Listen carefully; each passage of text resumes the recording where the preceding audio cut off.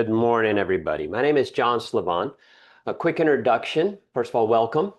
I wanted to tell you a little bit about myself. I've been in the business for 20 years. I'm the manager on site here in St. Lucie's office. I've been actively involved in the Realtor Association on the local, state, and national level.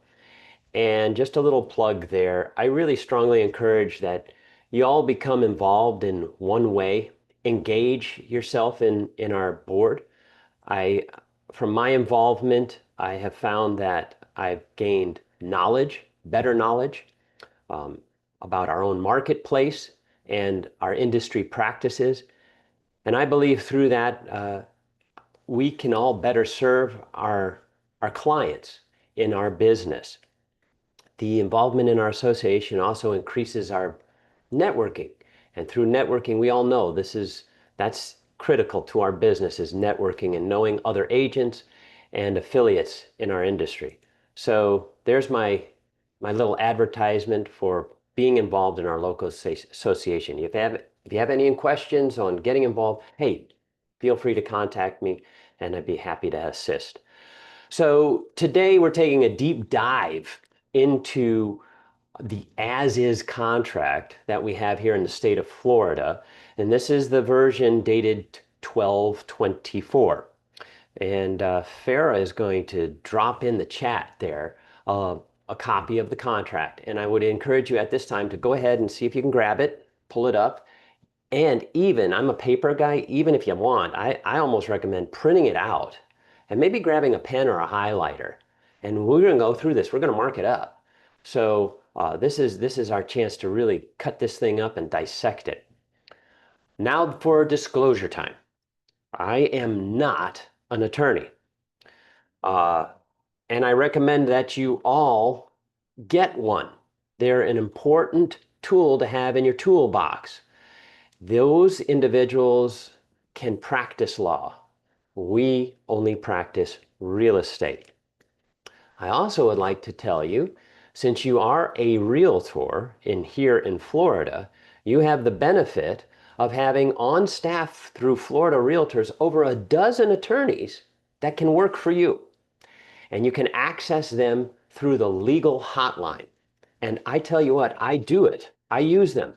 If I have a question, I give them a call. They, of course, verify that I am a realtor, and they provide you with an answer, which is great, especially if you have certain things which we'll try to deal with today. For example, what is the effective date? Great question. Ask the legal hotline, and they'll give you the answer. So the importance of this exercise today, whether you're new or well seasoned in this business, it's just a good practice to look over this document annually, our purchase agreement. They regularly get changed by Florida Realtors and the attorneys. We work together with the attorneys, and as realtors, there may be language or editorial changes that we need to make because we find typos, or because the law changes, and the laws do change. So we have to update our contracts to reflect that. I think also for us that are seasoned, we sort of begin to take for granted that we know the contracts and we know the contract terms.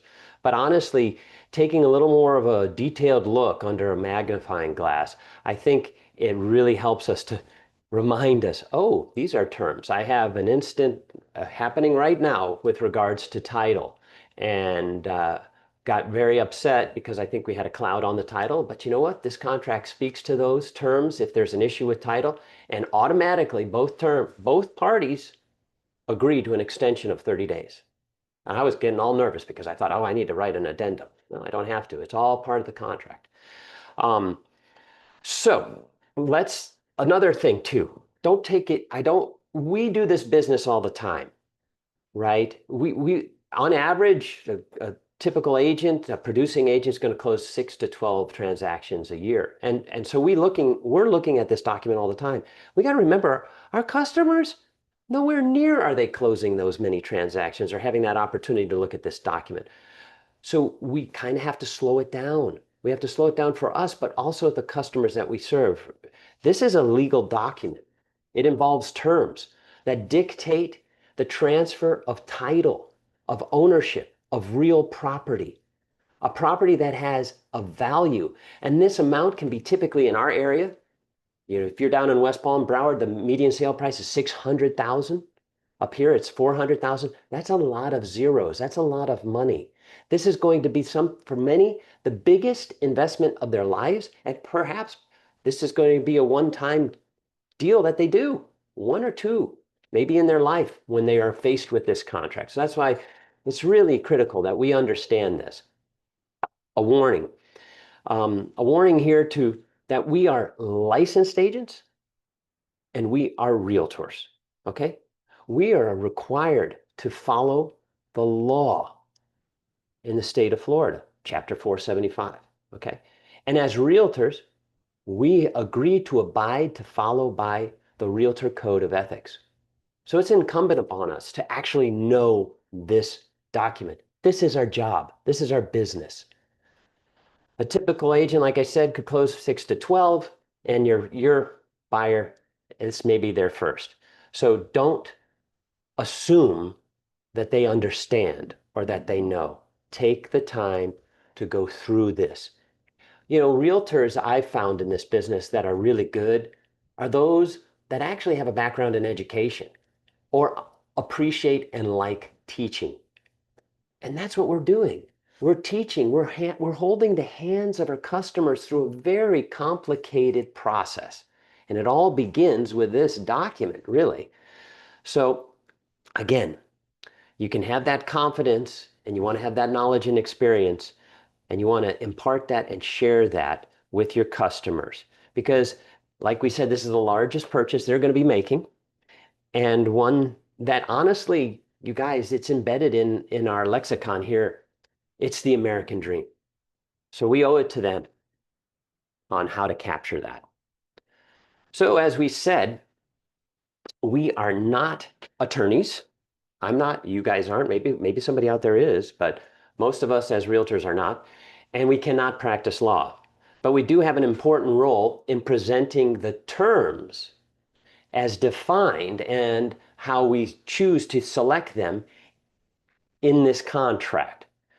And we do have control over this contract. We're transaction brokers, right? So our primary job here is to monitor the transaction, negotiate the terms, but then once the terms are agreed upon, monitoring how we're going through that. And that element that we have that control over is time. That is something that we can easily monitor and know. And I'm going to give you something right now because it's so important. Time, okay? We're going to define these things as we look at the contract, but an effective date is when we start doing our clock, right? And remember this is a little nugget. Effective date is actually day 0 of your contract. So when you start counting, if there's 30 days for loan approval, if you start counting, when does the clock start? Tomorrow, if today is the effective date, okay? Time is important. You need to watch it. Blanks. Your job is to fill in the blanks. Let's move into this. There you go. And there are several blanks, and they're in a series of things. But look at this. Honestly, it's a big legal document. Everybody know how many pages? I think it's 13 pages. Not too bad for actually a state contract. They're a lot longer in other states. But look on your screen here. Look at what we have to do. We got to fill in on this contract. The people that are buying it and selling it, what are they buying and selling? The address, what it includes in the sale. It's not just the house, the roof, and the walls. There could be fixtures. We're going to give them a purchase price. We're going to tell them if there's something going to be held in escrow. We're going to identify time in terms of how long they have to look at the terms and accept them. We're going to then tell the group, when are we going to close? We got to figure that out. We're going to say, how are we going to pay for this? Is it going to be cash? Is it going to be financed? We're going to decide who's going to cover title. That is the title policy. Who's going to pay for that? How are these costs going to be divvied up? We're going to talk about an inspection period. We're doing it as is. So there's a period of time that we're going to define.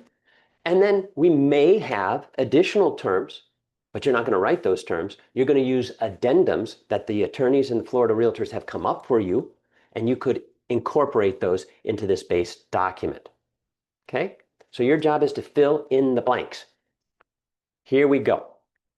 We're going to cover the contract primarily today, but we're also going to talk on some other stuff here. As you can see at the end, a little bit about compensation, avoiding fraud, and these addendums. All right, let's move on. Farah, where are we? Next, contract. Okay, so I said there were two contracts in the state. There's the as-is and there's the standard. We're talking about the as-is. If you must know about the standard, it's simple. There's still an inspection, but the seller has an obligation to do repairs on those items found under the general repair items. Okay, but we're not going to talk about that contract. Maybe we'll have another class on that. Today we're doing as is, which allows for inspection, but does not obligate the seller to repair it, nor does it really obligate the buyer to buy it if they're not happy with the condition. Okay, let's start with the contract. Y'all hopefully have your contract now. This is a pro tip before we start going into this. There's an arrow, and Farah's running her little ball around there. If you look on the left-hand side of your contract, you will see line numbers. And there are a lot of lines to this contract, along with all the pages. 13 pages and 646 lines. Okay? Those lines, some of them, by those numbers, have little asterisks. If you see an asterisk, that's indicating that you have a blank, and that blank needs to be completed or filled out. Okay? All right, let's pull up the contract. You all ready? Here we go. So we're going to go through your line 1 and 2. You got the seller and the buyer. Please complete. How do you get those names? You can always go on to the tax records and you can see how they're legally displayed. And then you fill that out appropriately. And make sure that name is consistent throughout everything. Through your addendums. If you're saying it's John H. Slivon and you go to the addendum, it needs to still say John H. Slivon as the seller. You'll have problems if it's not. You may also want to ask your purchaser at that time, how do they wish to take title? So if it's going to be in a trust and they have the trust title, then start using it. Okay. Next, we get to line 6. There's your property description. What's the property description? Property description is, hey, the address. Got to put it on there. City and zip. And notice letter B. It's located in what county? That's where you put the county. And then you have the property ID, which is something that you can grab simply from the property appraiser's website, and the legal description. It is important to have the proper legal description. I've had experiences in the past where we were buying property and there was a lot. So you had to make sure that the property ID was there as well as the lot, if that was all in part of this sale. Next, now what is involved? What is included in this sale? That's the next question to this contract. And it already tells you. It tells you, look at on line 12, all the existing improvements and fixtures that are there, the built-in appliances, built-in furnishings, wall-to-wall carpeting. If you want it, I guess you're getting it. All right. Unless it's excluded. So everything we're talking about is included. So when you look at letter D, it then starts listing them. What's included? So there's everything in there, right? Everything you think that should be in there. Range, oven, refrigerator, dishwasher, disposal, ceiling fan, light fixtures, drapery rods. Oh yeah, the drapery rods. Blinds, drapes, window treatments. So listen, gang, if they like those curtains, that has to be excluded. That meaning if your seller wants those things, they need to be excluded because otherwise it goes to the buyer. I've had problems. I've had problems with over ceiling fans. And I've had problems over drapes. Be very clear with the sellers and the buyers what is included and what is not. And notice by default, they are included. Okay? I'm not going to read the entire list, but please become aware of this list. And here is the trick question. What is not included by default on this contract? If you look at it carefully, you will note microwave is not included, nor is the washer and dryer. So keep in mind when you construct this offer and there's a washer and dryer that is to be included, you have to write it in on line 21, washer and dryer. If there is a microwave mounted up and it's like the exhaust fan microwave, you must put in microwave, okay? There could be other items that are included, pool equipment, pool heater, what have you. If that's part of the sale, included. If it's not in there, they don't have to provide it. And as we discussed previously, if there's something that is not included, such as the drape or the fan, it needs to then go here, letter E, line 24, excluded items. All right, move on to the purchase price. That's the big one that your buyer has to provide you with. You fill that in on line 27. And now the next successive lines are, how do we dissect that? We have a purchase price, and now what makes up that purchase price? You can provide a deposit, a good faith deposit, the initial escrow. You could provide it, you can see check boxes there. Does it accompany the offer? In other words, they've cut the check and you have it in hand right now? Or are you going to be making it in, if it's left blank, 3 days? You can make it 2 days. You could make it longer than 3 days. Okay?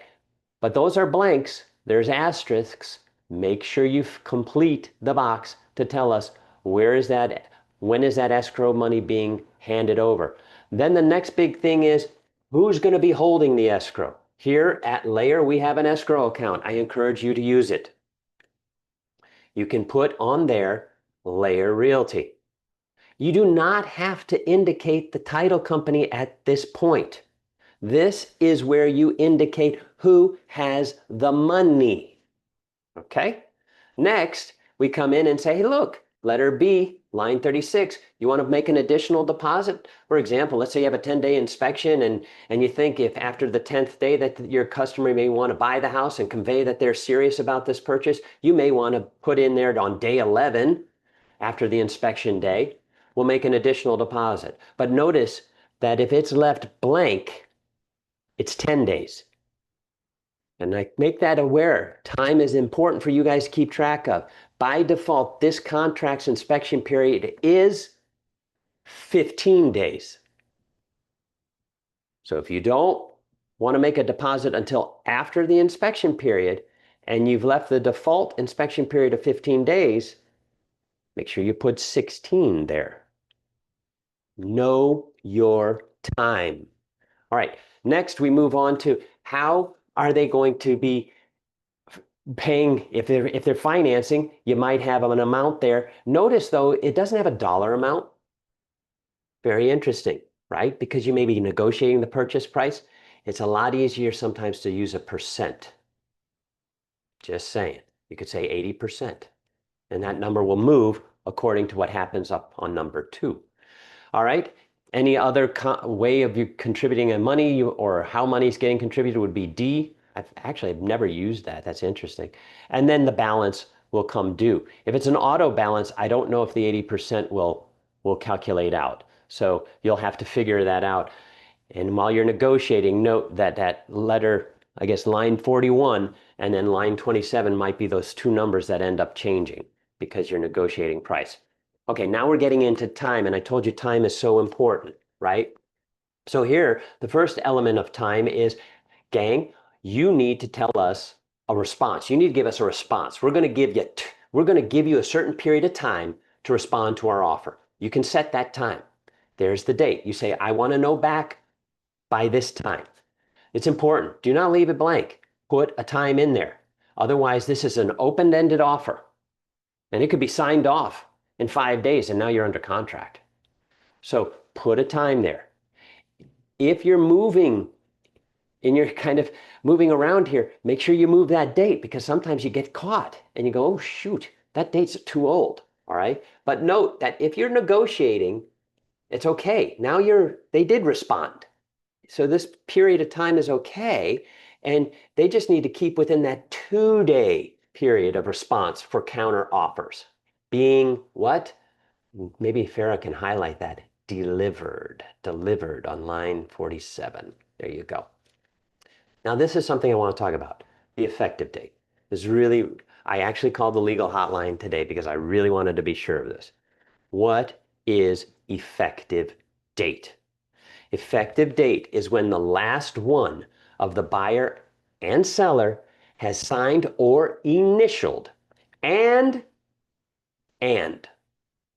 delivered this offer or final counter.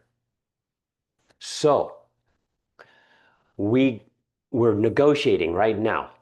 I've got my seller to sign off on the buyer's counter. So in a sense, I'm thinking, hey, we're bilateral, right? But it's 9 o'clock at night. And I finally get it back, because inevitably that's of course what happens, right? It's either during dinner or it's really late at night, and your customer finally signs the damn document. All right, I got it. Do I deliver it now or do I deliver it tomorrow?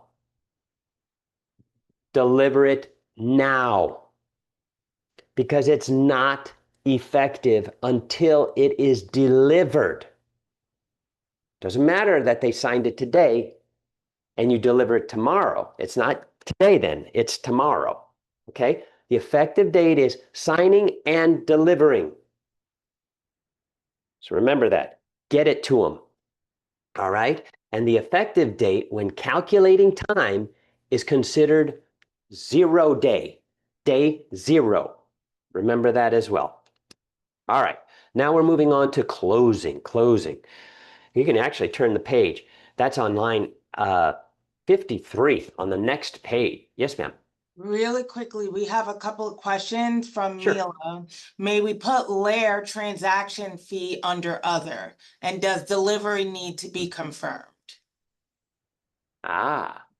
Well, I will have to defer to the legal hotline on confirmation.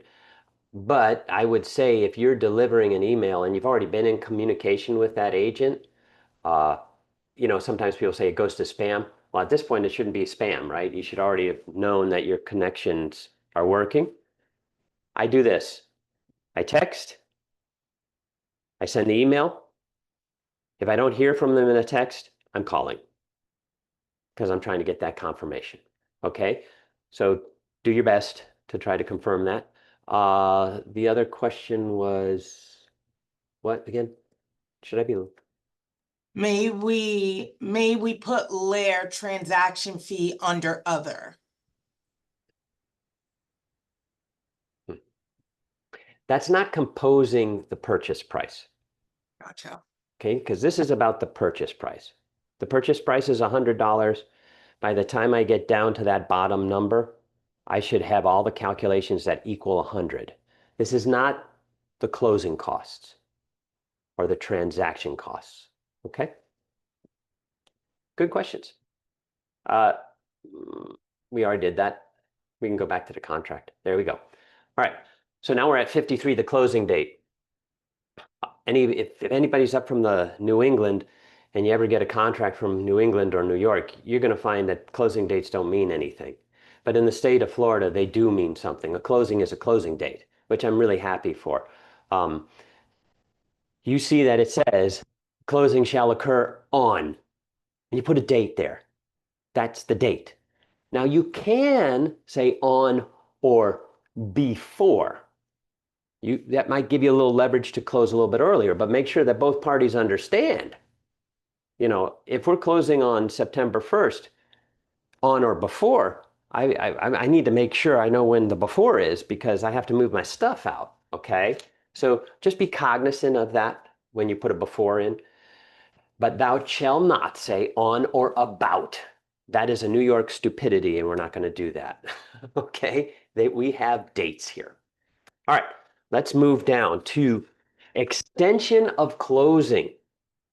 There are reasons why things may be extended. And one falls under financing clauses that are controlled by the Consumer Federal Protection Bureau. Okay, this is this CFPB. And it would have to happen with the financing and the buyer not being properly notified in time of getting their disclosure from the lender. So if things are caused by this third party, then there's going to be an automatic delay to the closing. And you note that on line 59, it says that delay can't exceed greater than 7 days. Okay.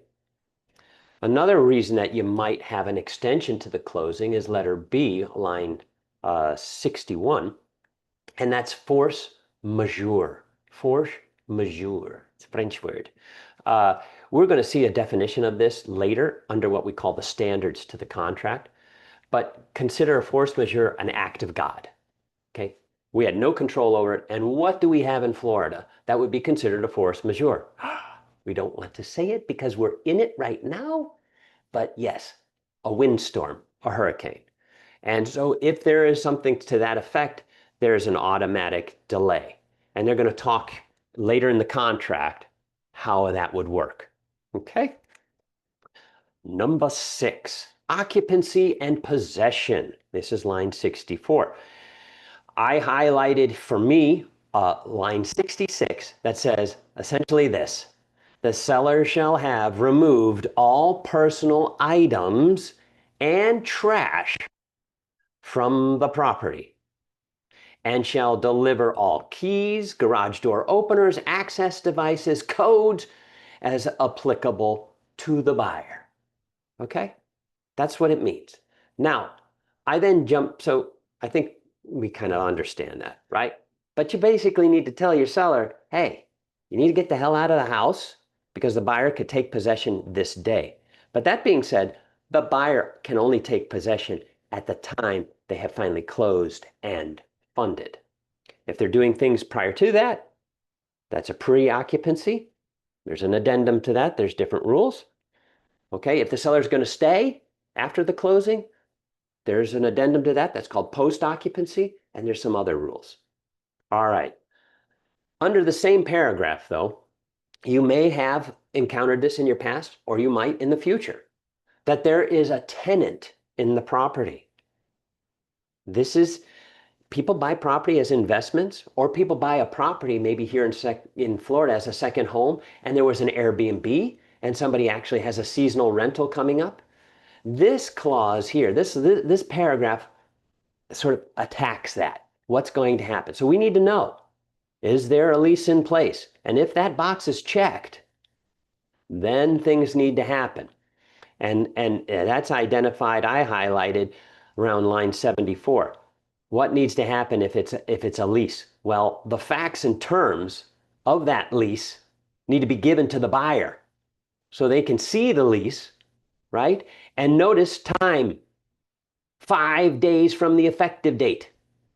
So if I'm buying this house and there's a lease, I need to get this thing within 5 days of the effective date. If they don't give me this lease, I'm out of here. I can cancel as the buyer.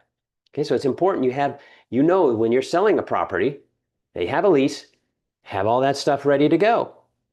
So it can be presented in a timely manner and you don't lose the deal over a stupid time issue. The other thing that's going to be happening, I highlighted, and they're going to talk about a little bit later, is line 70, looks like 78. We talk about an estoppel letter and a seller's affidavit.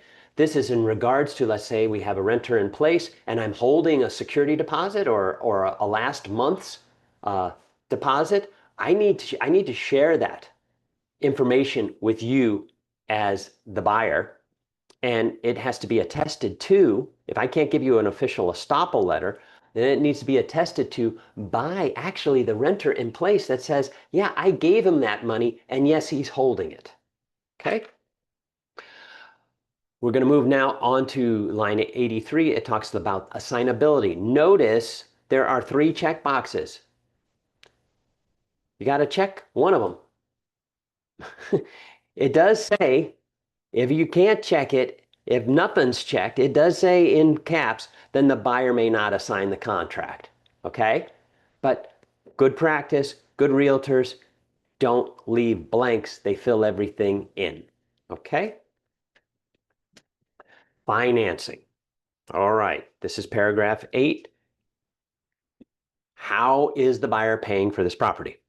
They are either A, paying by cash, which means there is no financing contingency, or B, they are having something financed and there will be a contingency to their acquiring that money. And what are those contingencies? Well, listen, gang, there's a lot of things to be filled in here. At this point, you should already know who their lender is, and that buyer should already know what are the terms they're going to be seeking in their loan.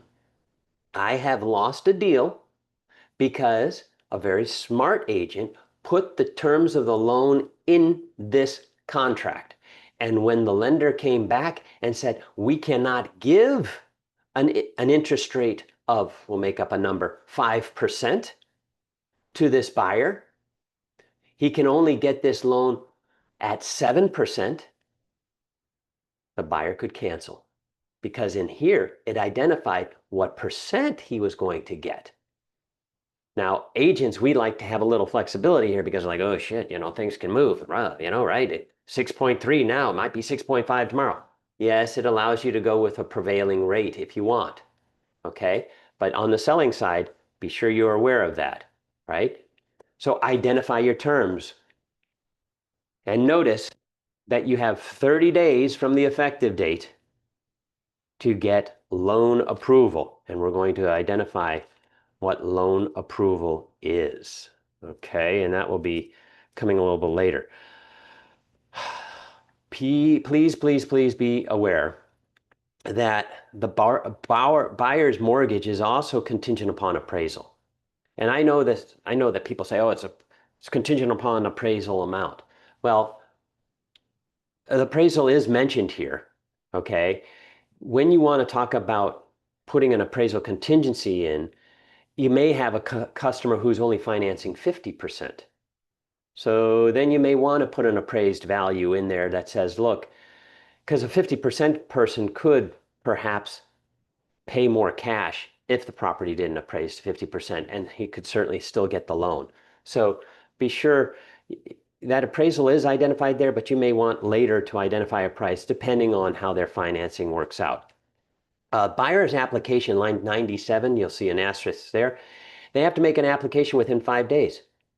Not after the inspection period. No, within 5 days. What do they need to do? Make application. Now they're committed to this transaction. That application process starts a lot of things. Title starts working. The lender starts focusing on the paperwork. And so we get the ball rolling. Because remember, they have 30 days by default to get the loan approval, unless you change that date, which was the first date that you were faced with on line 89.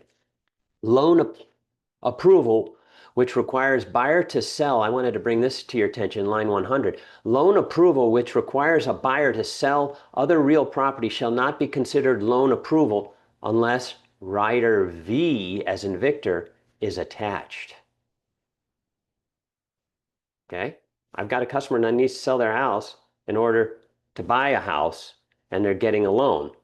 Well, if I don't indicate it's contingent on the sale of that house by using an additional addendum, rider V, it's not an actual condition. Be aware of this, all right? Buyer's failure to use good faith and diligence in their effort to obtain loan approval. They need to do this. They can't be lackluster sitting back on their chair. No, when they do this, they need to move this process. If the lender asks for paper, they're going to give them the paperwork, okay? Failure to do so is not an excuse. They got to do it. They need to furnish the documents. This is all, you can see this between line 102 and 105. And they have to keep us informed. Usually other parties to the contract, right? The lender, the title company, they all know this, so they're always keeping us informed. But you know what? You're the conductor. You're the conductor of this entire piece. You have the time element here that you need to manage. So reach out to those people and make sure things are happening. All right. Keeping the seller fully informed, that was line 106. And notice at the very last line, 108, the buyer authorizes the mortgage broker, lender, and closing agent to disclose the status and the progress. Okay, but that doesn't excuse you as the realtor to not be engaged and make sure that people are doing what they're supposed to be doing. Let's turn the page and talk about loan approval. Buyer shall notify the seller, this is line 111, that in writing prior to expiration of the loan approval what the status is. Okay? So what is the status? All right. You see the little Roman numeral 4. If buyer is unable to obtain loan approval, they got to do it within the loan approval time period and tell the seller. It's very important. If you don't timely inform, your silence is an admission that you got it. And therefore, and if you didn't get it, you could lose your deposit. So you need to protect. Don't be passive here. Make sure these things happen. If they don't happen, there's a consequence. Remember, it's all time, and you can manage that. So you can even see on line 120, if the buyer fails to timely deliver anything in written notice, something's going to happen. And here's something I want to, this is a little English language lesson. Farah's highlighting if buyer fails. When you read this purchase agreement, look for the ifs. When you see an if, then start looking, where's the then? If this happens, then there's something. There's going to be a consequence. So you will have an if, then, or you'll have an if, shall, if, will. Okay? So here on line 120, it says if buyer fails. Now let's see if Farah can find the then. It's on line 21. Then what's going to happen? They have to proceed. If they fail to inform, that's their fault. They still have to close. So when you're looking at these contracts and people have questions, you go, look at the ifs and the thens. If we miss the date, then this will happen. All right. Let's go to another if. Line 6. If, there you go. If buyer provides written notice, let's find the then. Can we find a then? There's no then. It actually says the deposit, line 127. The deposit shall be paid.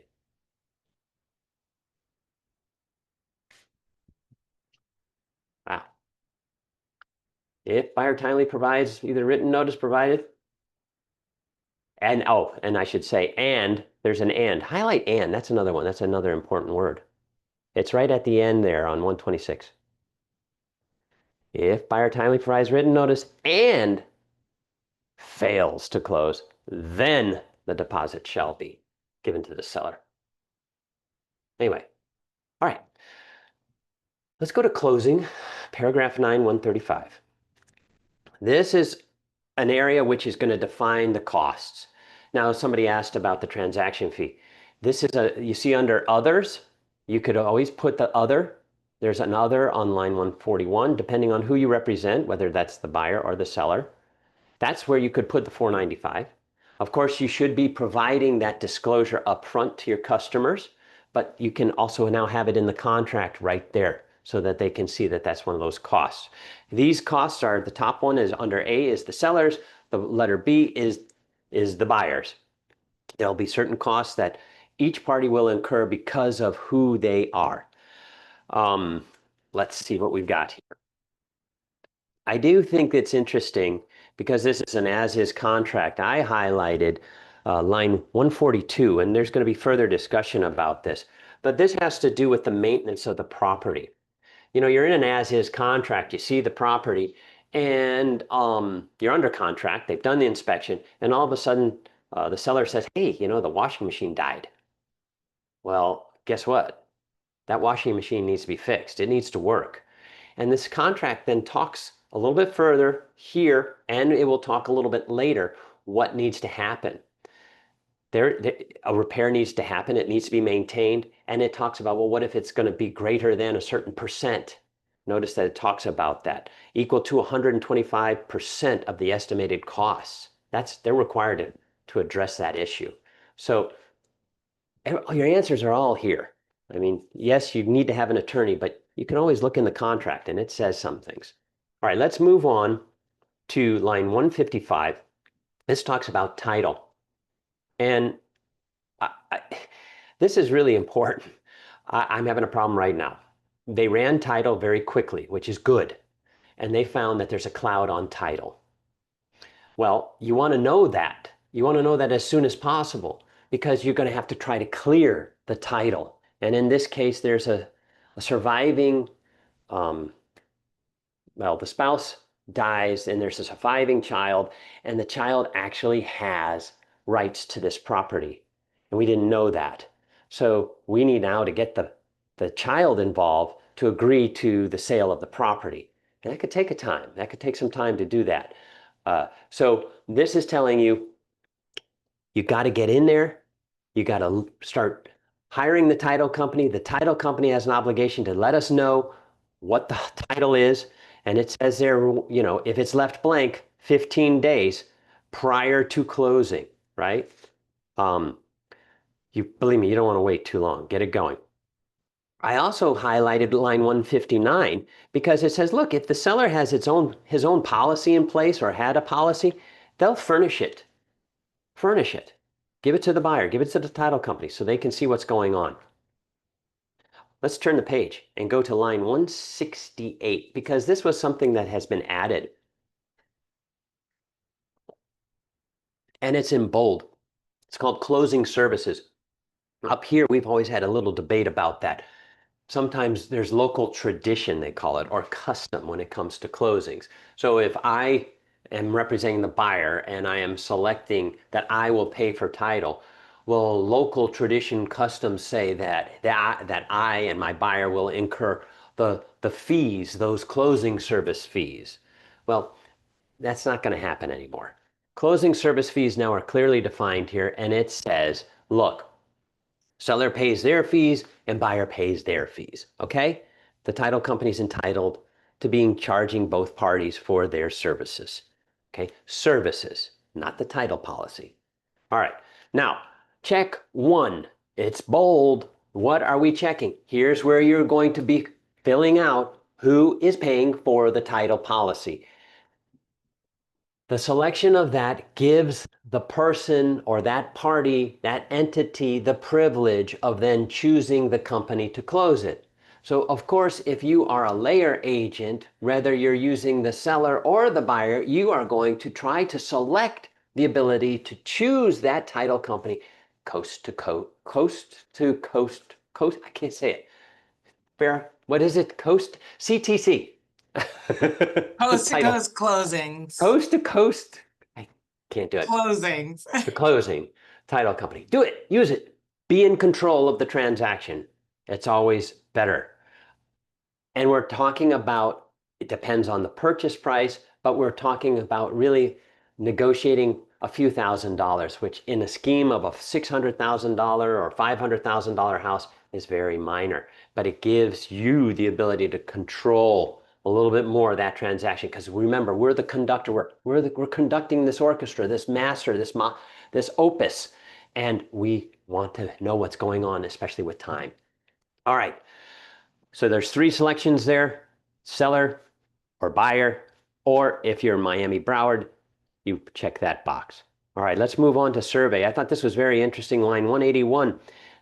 5 days prior to a survey will be performed. Why do we want to do a survey? Because we need to know if there's something in the way. I mean, what do we got going on here? But more importantly, I love this line, 182. It says the seller. If the seller has a survey, hey, can you help us out? Can you hand it over so we can see it? Now, it may not be able to be endorsed for the person's lender, but at least we have one and we can see what's going on. Okay, it's, you know, let's work together. Some of you may have done home warranties in the past. It's a great thing to give someone peace of mind if there's questions about some of the appliances or the condition of the home. This is at the point on 184 that you would fill that in. We jump to 188, special assessments. Special assessments. This is what I want to make clear here. Special assessments has to do with government bodies. Okay? It has nothing to do with the condo association or the HOA. So people always get squirreled up on this. If there's a special assessment, it is referencing, hey, did they put a sewer line out there on the street And is there an assessment for that sewer line to be put in, or that was in, that runs with the property, so that the seller may pass that on to the buyer to continue to pay? In St. Lucie, we have a lot of septic tanks, and people have to change over into the sewer system. That's a big nut. It's a very expensive cost. So what happens is, hey, it runs with the taxes. So the new buyer will now assume the cost of that hookup and be paying that on the taxes. But if that's too big and that knocks your buyer out because they're borrowing money, that's an additional cost that they couldn't afford. Well, then you need to mark that, hey, there's the box. I think it's letter B, line 196. Hey, we're not taking on that assessment. The seller's going to pay it at full at closing. Okay, but this has nothing to do with HOA or condo special assessments. This is government. Okay. And notice if you don't check the box, by default, it gets passed on. Check the box. Your job is to what? Fill in the blanks. Okay, number 10, disclosures. There is actually radon gas in Florida. Most people think it's only in New England, but it is in Florida. This helps you by having this language in here. You can say you now have disclosed it to your customers. Permit disclosures. It talks about how permitting is going. Mold disclosures. Mold is naturally occurring, and it says, Mr. Buyer, if you're concerned, hire a mold company. Flood disclosures. This is, you could be in a flood zone, and we now have a law in Florida in which we will include in the purchase a flood document. Hopefully we have that one to show you. Then we turn the page, we go to line 229, we talk about the energy brochure. Include it in your offer or give it to your buyer on the first day you meet them with everything else. Lead-based paint. This is where we tell our buyers, do not lick the walls. No, this is for homes that have been painted prior to 1978. Fortunately, I don't think we have any houses in Florida that have been built before 1978. And if they are, you don't want to buy them. Just joking. Okay, homeowners and disclosures. Look at what it says here. It says, look, Mr. Buyer, don't sign this until you have received what? The disclosure form. It doesn't say the documents. It says that you received the disclosure form that you know you're moving into a condo association or an HOA, okay? And that, of course, is one of these documents that we include in our purchase agreement. And we'll go over that as we move along. Then there's a disclosure there, a letter H, talking about taxes. And it says, look, do not rely, Mr. Buyer, this is that first line, do not rely on the seller's current taxes. And why do we say that? Because sometimes people have properties that are homesteaded. I'll take my example. We purchased our home for about $200,000 back in 1997. We're homesteaded. Our taxes are really good. We got that golden ticket. We're not moving because our taxes are around $4,500. Now, when this person buys this house for $800,000, whoa, that tax just went up, probably up to about $10,000 to $12,000. Okay, but it's there. But you know what? Just because it's there doesn't mean you shouldn't be telling your customers. Okay? There you go. Next, foreign FIRPTA. FIRPTA. Sounds like you have indigestion. Foreign investment in real estate property tax. Listen, if you're representing on the selling side a foreigner, you need to take action immediately with regards to the federal laws when it comes to foreigners selling property. On the buying side, the buyer needs to understand that they have a responsibility of withholding 15% of the proceeds of the money that's going to go to the seller. They need to withhold that 15% until the seller, that foreign seller, proves that they don't owe taxes on the gain of the sale of their property. It's a buyer's responsibility, and that's what they're telling you. And then we have something on line 250, the seller's disclosure. And this says, the seller's disclosure says the seller doesn't know anything that they haven't already told you. Okay? And that's why we have a seller's disclosure. But that doesn't stop anybody from suing anybody. Just know that, okay? All right, let's talk about property maintenance, right? Because here we go. This is an as-is contract. I'm buying a property as is, but that doesn't remove the seller's responsibility of maintaining the property until it's finally closed. And here's how it talks about that in line 11. The seller shall maintain the property, and then I highlighted 255, or excuse me, 258, exists as the condition existed on the effective date. Okay? So the seller needs to understand, hey, I got to keep this going. Now, let's go to paragraph 12. This is what defines essentially this entire contract, meaning as is. This is it. This is it right here, paragraph 12. So when you're talking to your buyer, say, listen, we're going to go the as is, and primarily that is defined in paragraph 12 when it talks about the inspection. And what does it say? You, Mr. Buyer, have the right to cancel. So the first thing is there's a blank. Notice our asterisk. There's Vera's highlighting line 261, the blank. It says 15 days if you don't fill in that blank. That's a big open door. I suggest buyer and seller agents shrink that door because your job is to get the transaction done. If this buyer has a hangnail, they can cancel this contract at any point during this period of time. Okay? Because as Farah will highlight on line 263 at the end of the line, it says buyer's sole discretion. They can cancel. They can terminate. Huge open door for a buyer to walk away. So define your date because you want to confine your parties to that time. All right? Now, once you get outside that period of time, if your buyer finds that this property doesn't meet they're not happy, they need to cancel within this period of time that we just defined, 10 or 15 days, whatever it may be. Okay? Now, jump down to line 271. Buyer accepts the condition of this property and any violation of governmental body safety codes, blah, blah, blah, blah, blah, blah, blah, blah, blah. Okay? So if they don't cancel, if they don't say anything, they're accepting that property, and that's defining what as is is. Wow. As is. Okay? Let's talk. Let's walk. Let's move to the next page. I wrote on my paper at the top, congratulations, we're halfway through. We're halfway through. What does that mean for you all? That means there are no more blanks to fill out. There are no more blanks. Your job is almost done, except until we get to the addendums. So all of this is boilerplate.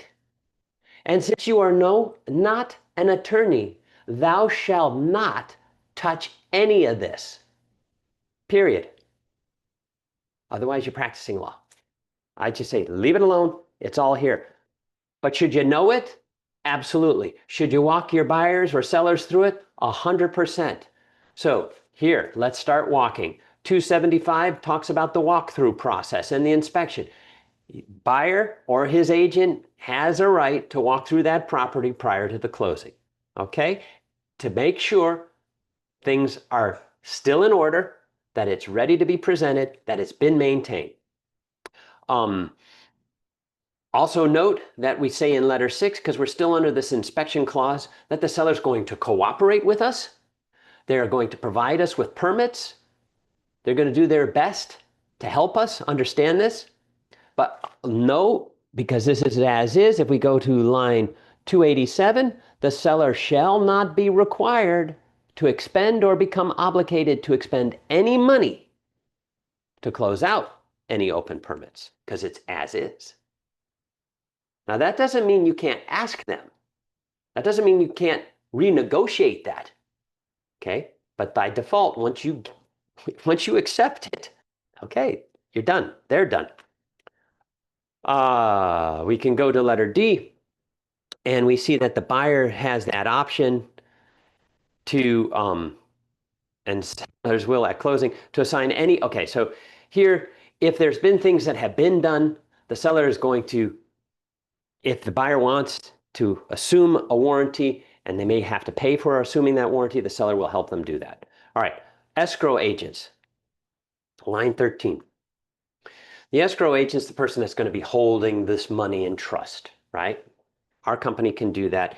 It defines what their role is. One of the things that I highlighted was around 299, that the escrow agent is going to continue to hold the deposit until all the parties agree to its disbursement. So if there's ever an argument as to whether a property is going to get, somebody's canceling or they fail to get their loan approval and there's some kind of a dispute, our job as holding that escrow is to hold it until both parties actually agree. There are processes, there are steps in place that will help the parties come to an agreement if there is a dispute. One can be, if its money is being held at a title company, then it could go into the courts, okay? But if it's held in our brokerage, then it falls under FREC, different rules. I don't want to really get into that, but because that kind of gets above my pay grade. But if you go to line 304, it says if a licensed real estate brokerage, which would be us, complies with the provisions of the Chapter 475, which oversees real estate, as amended by FREC, which is our body that oversees us. Our job is to timely resolve the disputes through mediation, arbitration, or interpleader, okay, or disbursement order. This kind of talks about these conflicts, but boy, if you're into these conflicts, this is when you're reaching into the box of your tools and getting out that attorney, okay? Let's go to 14, paragraph 14. I love this one. I love this one. Why do I love this one? Because I don't think Farrah can write, but I wrote on my side, CYA.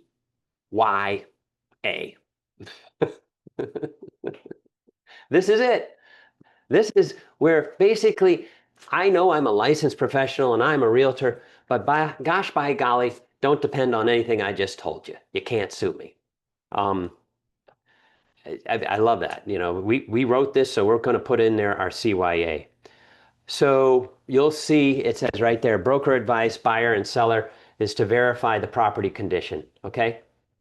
We're advising our customers, you need to do your diligence. We may say stuff, but you can't hold us accountable. And in fact, we highlight it in bold. In bold, we say buyer agrees to rely solely on the seller, professional inspectors, government agencies, and to verify the condition, square footage, facts, anything. Okay?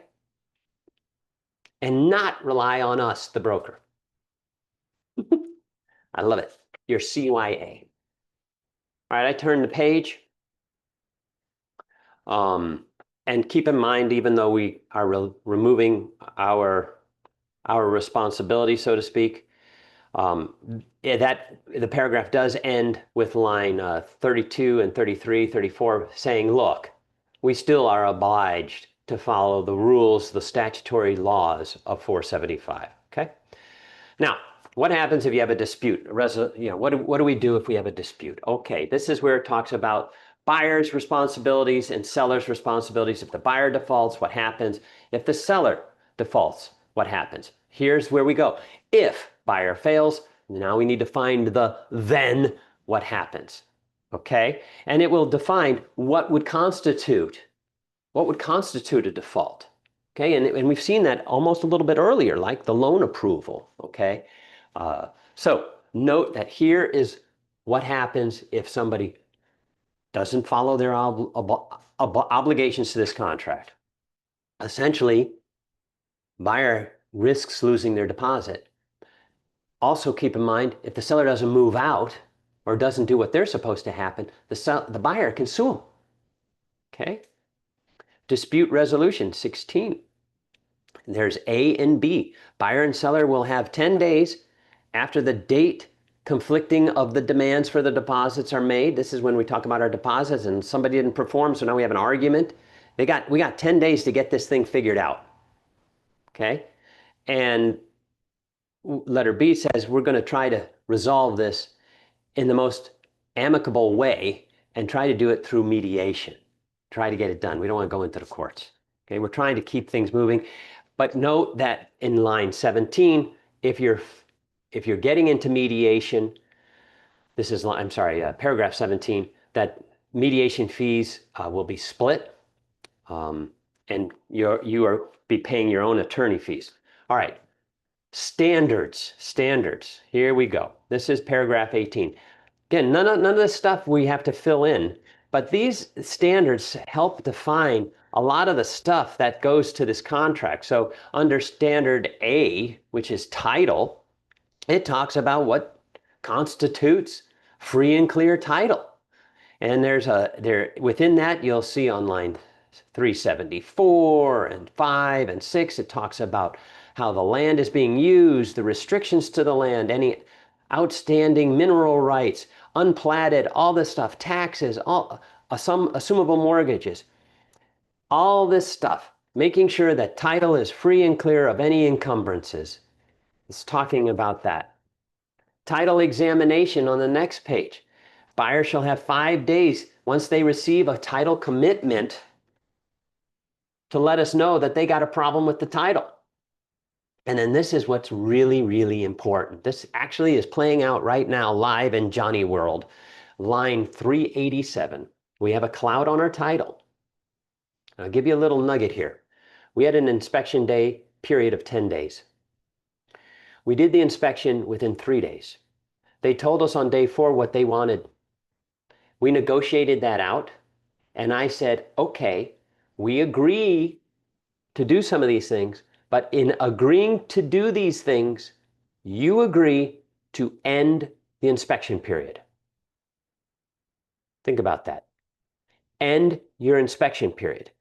And because I ended my inspection period 3 days ago, and now have gotten my title commitment with a cloud on it,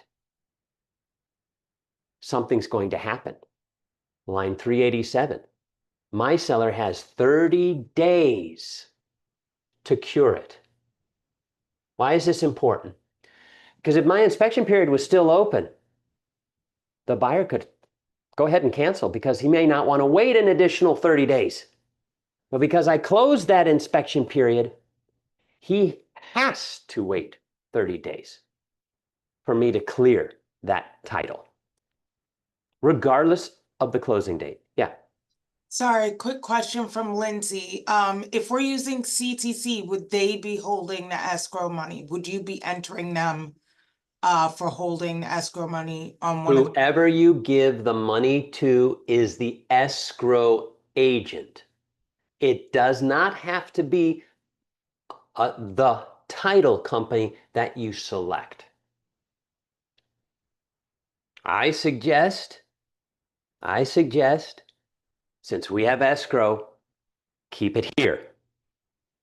Because disputes fall under different rules than they do when they're held in a title company. All right, that's number one. Number two, it's easier for you to get paid. The money's in our house, and all we have to do is move it. We don't have to wait for a wire transfer or a check to come in and all this other stuff to happen. Okay? So note that if there's a cloud in title, if there's a problem with title, you got 30 days to fix it. But there also talks a little bit about it could go up to 120 days, which is found on line 393, all the way to the end there, Farah. You'll see it can't exceed 120 days, but you have to kind of agree to go ahead and extend it further out. Okay? Boom. Let's move on to surveys. That's letter B. Survey needs to be done, right? If a survey discloses that there are encroachments, so notice it, if there's an encroachment, what needs to happen? Well, the buyer needs to tell us that they found something, right? And then seller needs to cure it. But The seller needs to cure it. That's on 406. But, then there's a but on that 406. This is what I marked. If seller has delivered a prior survey, seller shall, at buyer's request, execute an affidavit at no charge, blah, blah, blah, blah, blah, that says, hey, listen, the survey I have that I gave you didn't have that. Surveys. If your seller has a title commitment, if your seller has a survey, get it out there. Get it to the buyer, because maybe later it could save your bacon. All right. I really didn't highlight anything on ingresses and egresses, but I did highlight letter D, which is the lease information, because you remember back to paragraph 6, if we had checked the box B, which said that there was a lease in place, this talks about how you handle it. It says that the seller will have at least 10 days prior to closing to furnish back to the buyer an estoppel letter or an affidavit showing how much money is being held right now with regards to security deposits, maybe last month's payment, what have you. So this D, standard D, gives you this information. This is the ingredients. These are instructions on what needs to happen. If you start getting into an argument like, oh, I don't need to provide you the lease. Oh, I don't need to provide you that. You say, oh, yes, you do. Absolutely, you do. And you're under the gun on a time frame. And if you don't provide it to me timely, if you don't do this within a time frame, then I can cancel. Okay? Boom. Liens. Seller shall furnish an affidavit attesting to no liens. FARA does this. We do this at the closing table. You always wonder, why are they signing this thing that says, they don't have any past dues, they haven't hired anybody, they haven't done any work within the last 90 days? That's because the contract says that. You don't owe any money on to any contractors. So you're attesting to that. The seller's attesting that they haven't done that. Time. We've talked about time. Here it really is defined at letter H. Time is of the essence, meaning you can't dilly-dally around. You get a document, you get it moving, you get it done. And how is time calculated? Hello, folks, by the calendar. So let's talk about this. Remember effective date. Effective date is 0. So today is the effective date.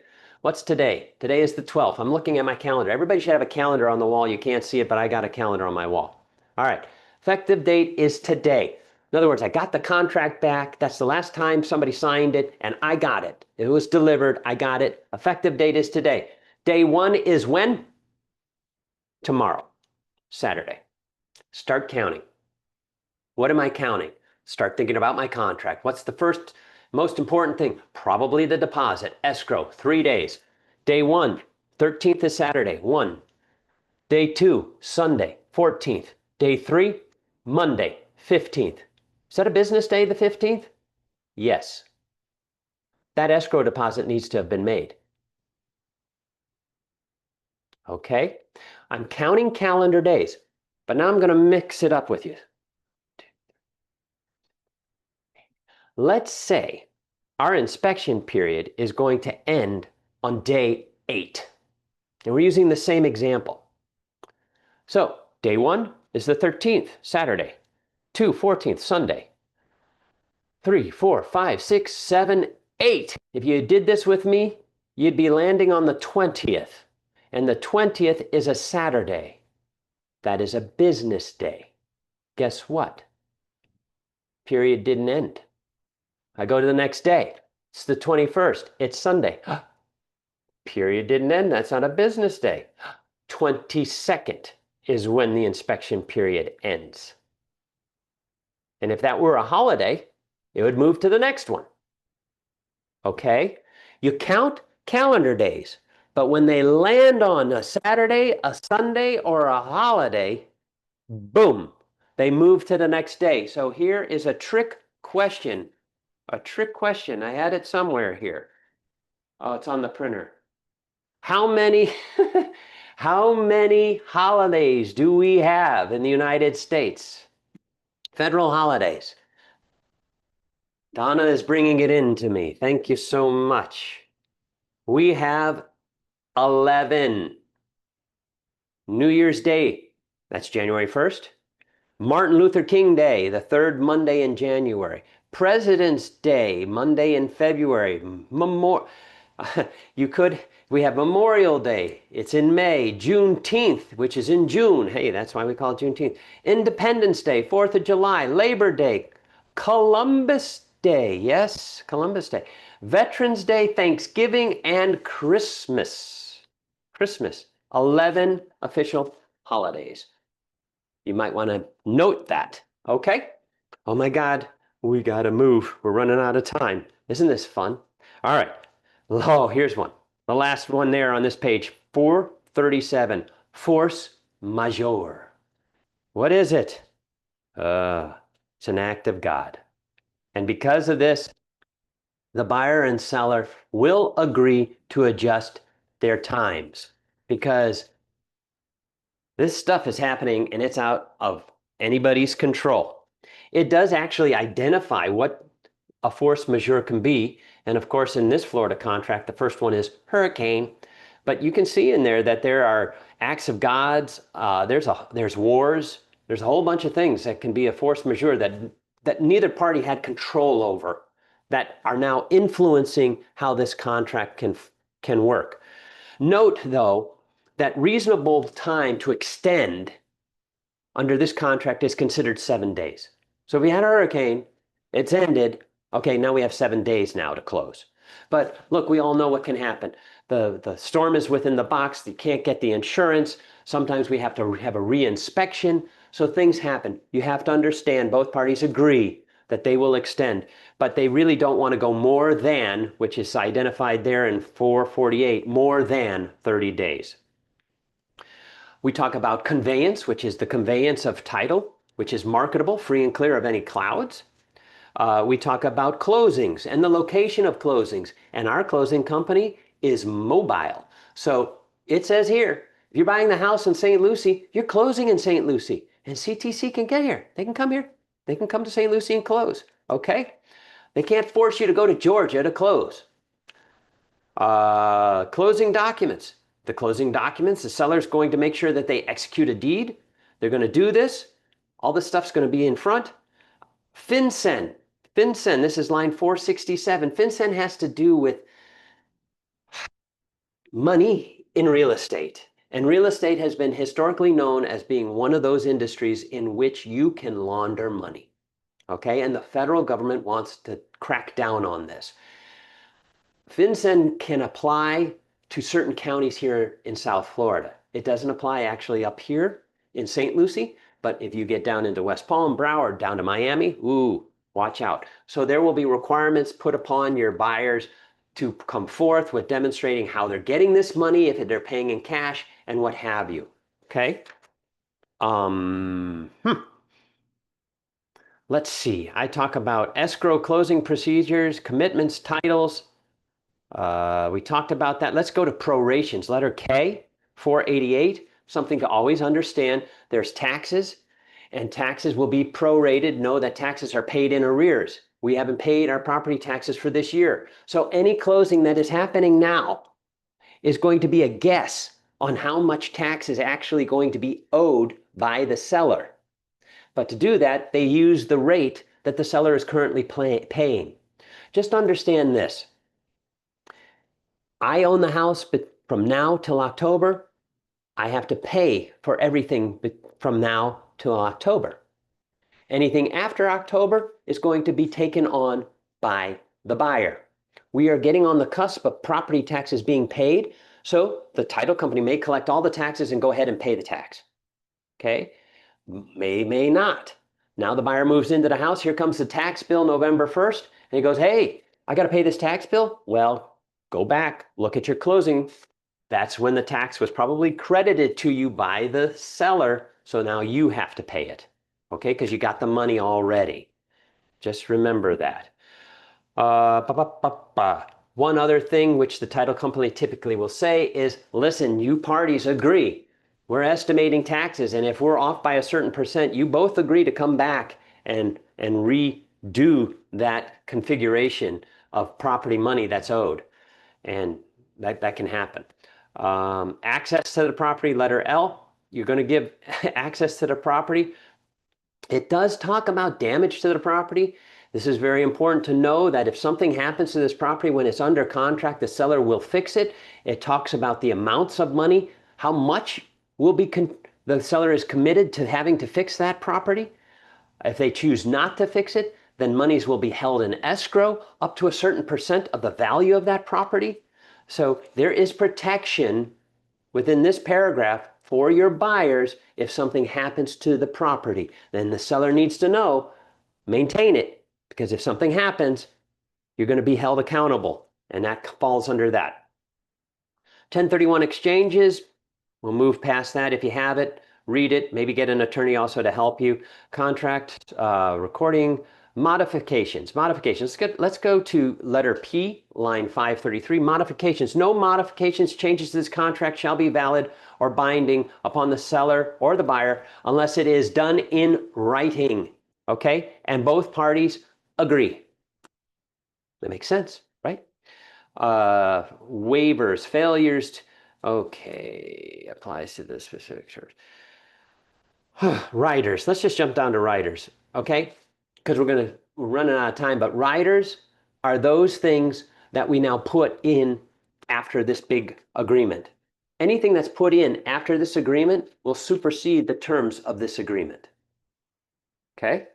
You can agree to this, but then if you decide to amend it, the amendment supersedes it. Okay? Then it talks about FERPTA and 15% being withheld. I'm jumping all the way down to letter X. On the next page, 579, this is a waiver of the buyer knowing that the buyer waives any claims against the seller and anybody involved in this transaction because they are assuming this property as is. Now we get to the addendums. Whole bunch of addendums. Everybody just breathe. Take a drink, hopefully of vodka. No, I'm not promoting alcohol.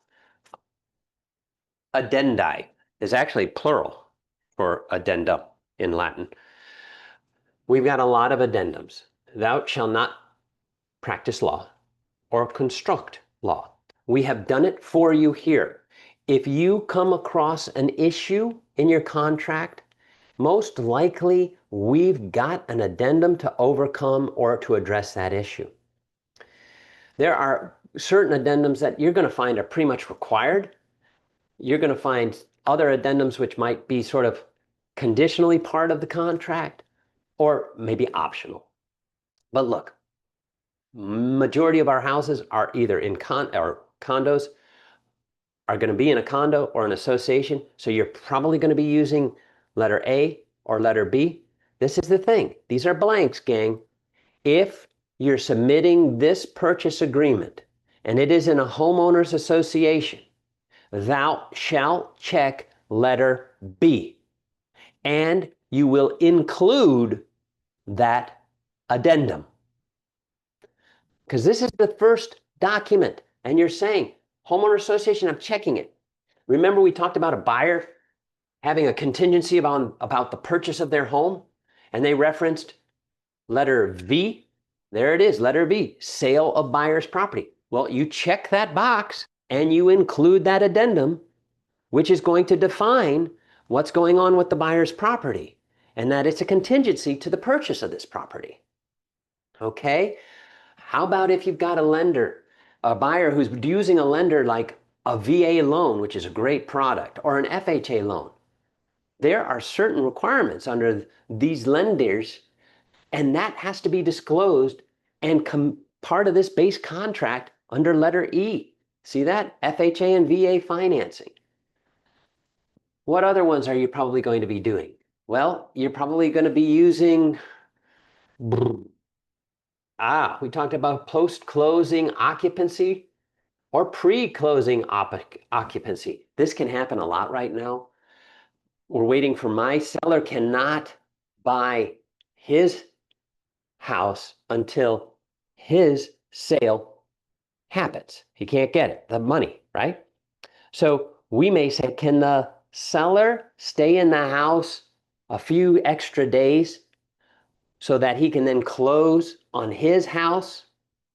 And I always recommend that because if buyer A is financing and there's a little bit of a hiccup, you want some cushion of time so you can get it closed before you move on with your seller who's buying another house and closing and having their monies cleared. Okay? There's there's a backup contract clause that we have there. We have a kick out clause. We have a whole bunch of stuff. Let's move to something that I think might be of top of mind right now, which has a lot to do um, with your compensation. So you all know, as a result of our class action lawsuit settlement, that prior to showing any property, you will be disclosing to your buyer that you as a buying agent actually make money. You have a role to play in the transaction, and for that service that you provide, you're going to get paid. You're doing that before. You're telling them. You're going to tell them how much you're going to make. Okay? Now here comes the contract. You're going out there, and traditionally we have been experiencing that the seller will actually compensate the buyer's brokerage.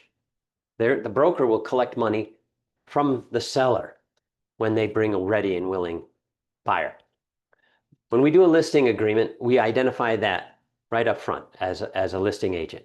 We say to the seller, okay, I make money as your listing agent, and you can pay me a certain percent.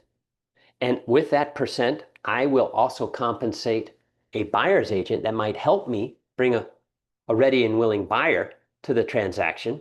And I'll take a part of what I'm getting paid by you and give it to them.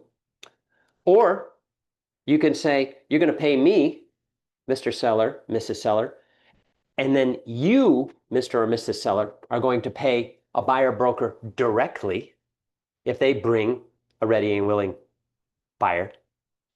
Or there's a third one on your listing agreement that says, you don't have to offer any compensation if you don't want to, but you do have to pay me because I'm going to be selling it. So here we go. We got this offer. I may know at that time that I'm putting in, I should know that the seller is offering compensation. I should know either that the seller's brokerage is offering me, the cooperating broker, compensation, or the seller is going to directly pay me compensation. Once I know that, I know what document to be using to be handed over to guarantee that I get compensation. But let's say 3 was selected, and 3 being no compensation is being offered. But I have an agreement in place with my buyer that says you're going to pay me a certain amount of bananas for finding you a house. And I got some bad news to you, Mr. Buyer. The seller isn't offering any compensation when I bring you to him.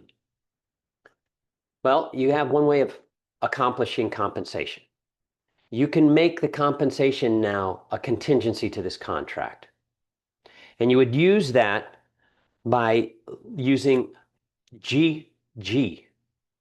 Let's see if we can find GG. There it is. Oh, you had it. This contract is contingent upon what? Either the seller's broker or the buyer's broker or the seller and the buyer's broker. You got to choose what they are. Coming up with an agreement of compensation.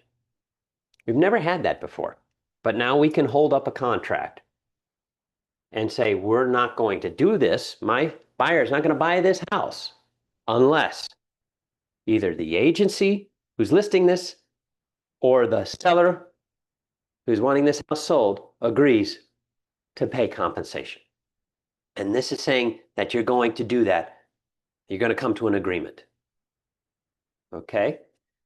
So GG you may end up having to use if you don't already have in place, by putting this purchase agreement together, if you don't already have in place a compensation agreement. All right?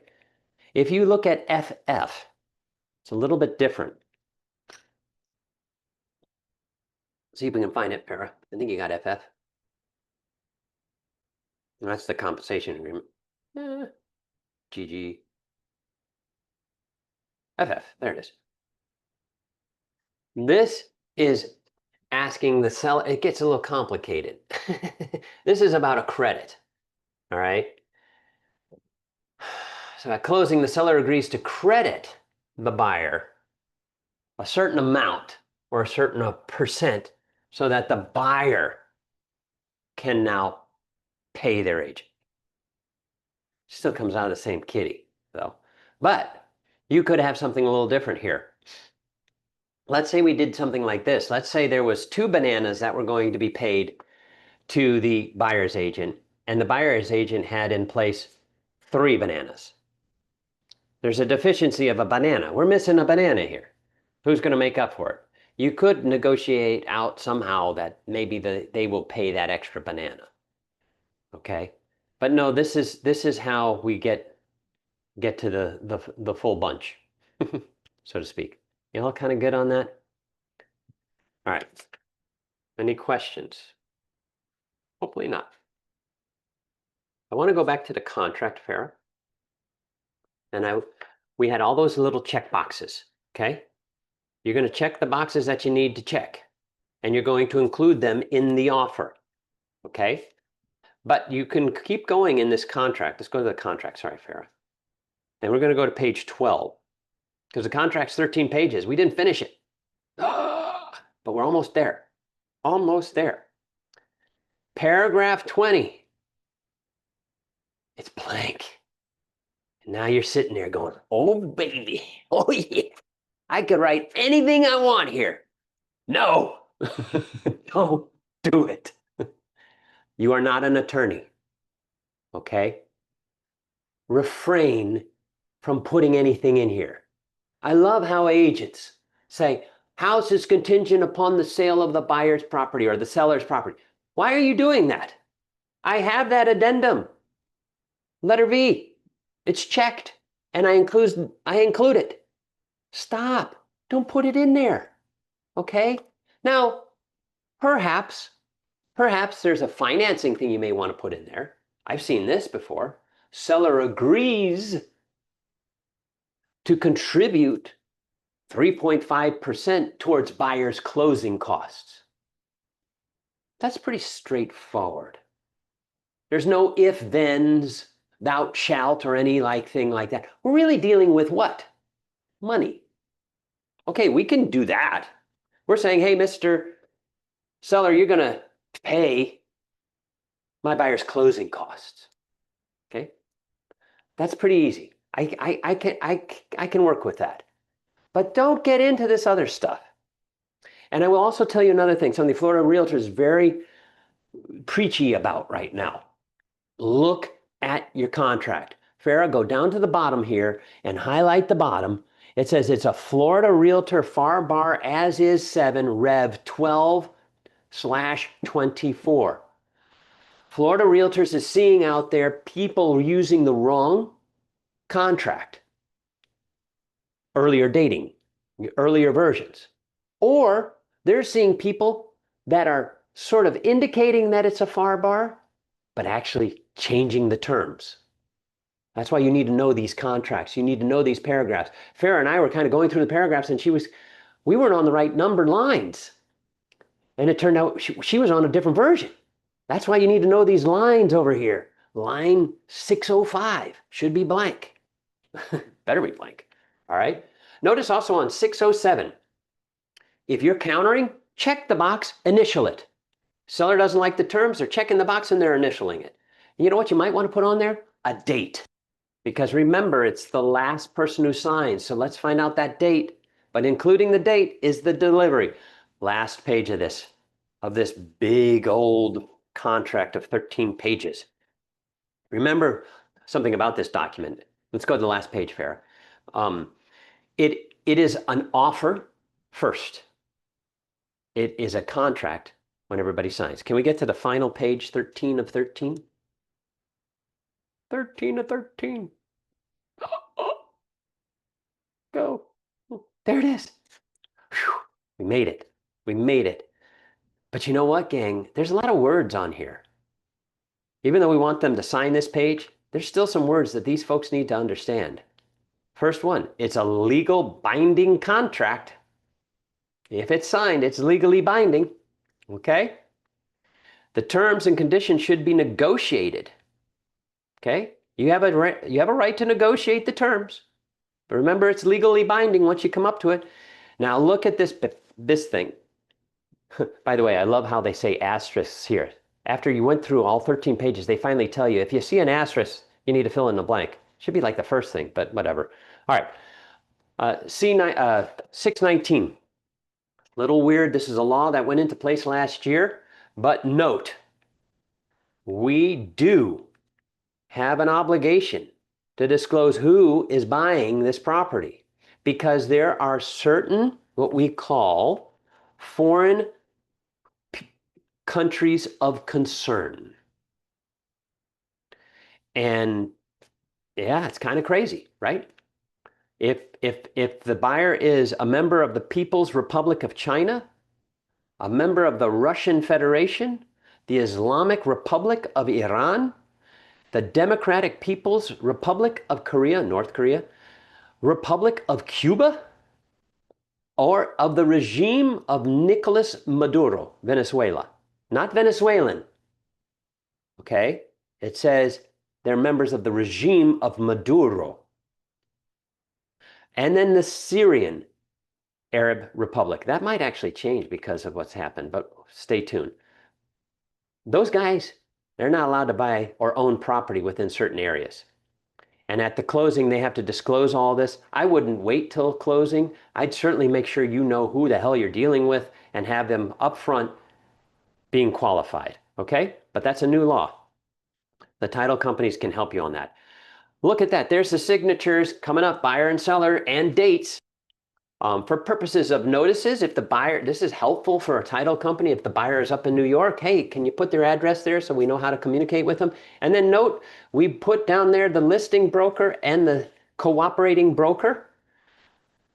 But understand that compensation isn't part of this contract. They actually say that. This contract shall not modify any offer of compensation made by seller or listing broker. Very interesting. They have that language, but if we attached GG, well, it's contingent upon compensation. Okay? What's the big takeaway from all of this? We have an obligation to keep ourselves well informed, knowledgeable. You as realtors agree to abide by a code of ethics. And in that code of ethics, we are there to protect the public we serve. You are licensed agents in the state of Florida, and you will follow legal statutes from Chapter 475. This is important stuff. This is a legal document. If things go south in this document, a lot of money can be at risk, and a lot of things can happen. You should be, in a sense, very afraid, because I believe through that fear, you'll be energized to make sure that you're knowledgeable about what you're doing and what you're doing for your customers. You're a transaction broker, so you have an obligation to know how this transaction forms, functions, and works. How does it work? It works on time. You need to know how time is calculated. Manage that time. You must be organized with time. Be sure that your other agent that you're working with is in agreement as to when is the effective date and how time is calculated. Because everything is hinging on the time, those contingencies. You have that power to manage. You're not an attorney, but you can manage the time. Farah, do we have any questions? I don't believe so. Did you want to quickly touch on cybercrime? We have a few slides left. Cybercrime. Okay, let's go back to that. You all are in the public realm. We have those wonderful pictures of us out there. Hey, we're the best agent ever. contact me. So everybody and their mother is going to contact you. But some of these guys are bad mothers. So you got to be careful. Um, it's their business to intercept and try to capture monies. And when you're dealing with your title companies, be very, very cognizant. We actually have a wire fraud disclosure, which we include, that says, attention sellers, attention buyers. If you have communication with a title company, a bank, be sure, you know what? Call them on the phone, be with them. Do not open emails. Do not open attachments unless you know for sure who's it coming from. And I'm still flabbergasted that some title companies will send documents out without it being secured. There's no reason why it shouldn't be secured. There's financial data in there. There's personal information in there. If I need a password to open up a document, all the better. I know it's a pain in the butt, but you need to protect yourself and your customers. You know, look, there are a lot of vacant lots out there. People will solicit you. Hey, I need to sell this lot. I want to sell it right quick. What do you charge? How much can I make? Trust your gut. I know this from years of experience that when I encounter somebody that's in a hurry, I have a problem. That's when I slow down. I slow way down when somebody's in a hurry because that to me is a red flag. You're buying a house for 600,000. Wait a minute. And you're in a hurry? What's going on? You're trying to rent a property and you need to get in there tomorrow? Whoa, whoa, whoa. Slow down. We have wonderful app that's provided to you through Florida Realtors. It's called Forewarn. Use it. Don't use it on your ex-spouse. Use it to qualify and understand the people you are going to be engaged in, whether they're the buyers or sellers. Somebody calls you and says, I have a lot to sell. Forewarn the number. All of a sudden, you're going to find out that's not even registered the person who owns the property. You can also contact our closing company. And they can do the research for you. They can find out. And I will tell you now, from my experience of having a cloud on title, my customer said his wife passed away. And I said, well, it's important that you have that death certificate. He said, no problem, I've got that. But when I saw, and I didn't register, it didn't register me, I saw that he and his wife were on title. Wife had a different name than his. Didn't think much of it. But that should have been a red flag right there. They bought the property when they weren't married. Now they're married. She passes away. What percent ownership does that surviving spouse have? Let me put something else in there. She had children. He had children. They were divorced, later marry in their 50s with adult children on the side. Wife passes away. Surviving spouse only owns 50%. This spouse had a child. This child doesn't even know. They're sitting on a property that's over $400,000. And we have to get this child to agree, release their claim, so this surviving spouse can sell it. Now, if we had done a deed, if we'd gone to CTC and said, hey, could you just run this? What's that? This title is kind of looking confusing to me. They would have picked up on that and said, hey, you got a problem.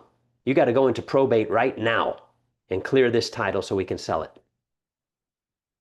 So, use your closing agents. Make sure you know your title. Use Forewarn.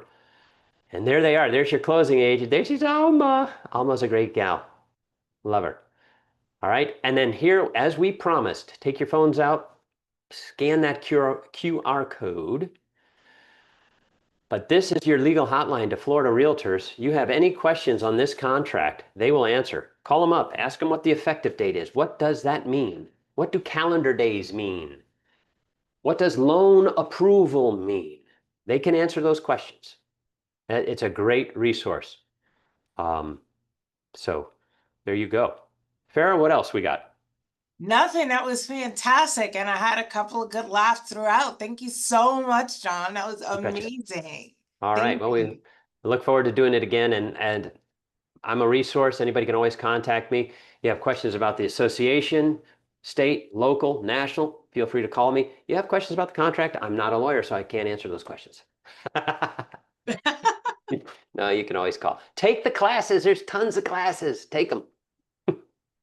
We appreciate you guys for joining us. Thank you again, Mr. John Slivon. You were awesome. You Everyone, bet. have a wonderful Friday and a great weekend. See Bye. you. Bye.